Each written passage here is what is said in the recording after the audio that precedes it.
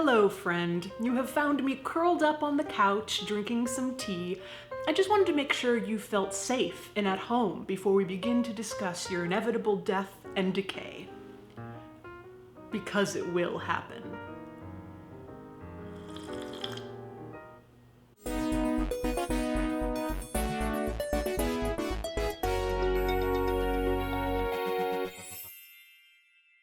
Death is so terrifying, in part, because we can't even imagine it. What would it be like to just, not be, you know? Some of you may know the Mark Twain quote, "I do not fear death." First of all, good for you, Mark.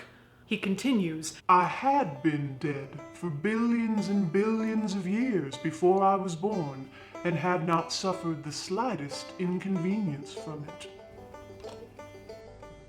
So, kinda comforting, right? We didn't really care about not being before we were born, and we're not likely to care about not being after we die.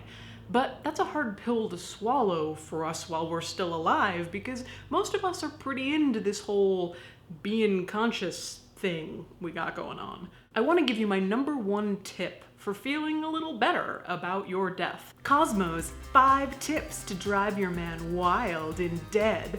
Oh, I'm sorry, I mean bed. No, I don't. It's kind of paradoxical, because you think that to not fear death, the best thing to do would be to lock it up tight in the recesses of your mind, where you also keep your pain, your sadness, and your regret. You just lock it up in there and you're Fine, you're just so happy. Au contraire, mon frère. The best way to have less fear around dying is to think about what you want done with your dead body. Now, I don't mean logistically, like, I got this price brochure from a local crematory, although that's important too. I mean actually deeply meditating on the thought. Let's pick 3 popular death options. Conventional burial, an embalmed body in some sort of casket in an above-ground crypt, cremation, and natural burial, just a shrouded body straight in the ground. When I think of the first kind of burial, chemicals injected into me, stuck in a cramped, claustrophobic casket, my only thought is, no, let me out. I don't wanna. No. When I think about cremation, I don't like fire/heat all that much. I don't even like taking muffins out of the oven. Ironic, as I was a crematory operator. Then I think about natural burial. My body decomposing into the soil, bacteria eating me from the inside, bugs eating me from the outside, becoming a mess, losing control, body going out and into a million different directions. And for some reason, this thought brings me an incredible amount of comfort. It doesn't mean that I want to die. I'm not fetishizing death.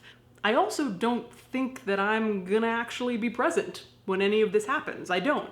But cultures all over the world have been doing this thought exercise for thousands of years, because something shifts when you think about your own demise in this way. Now, your thoughts on this are likely to be totally different from mine. Many people hate the idea of being food for worms.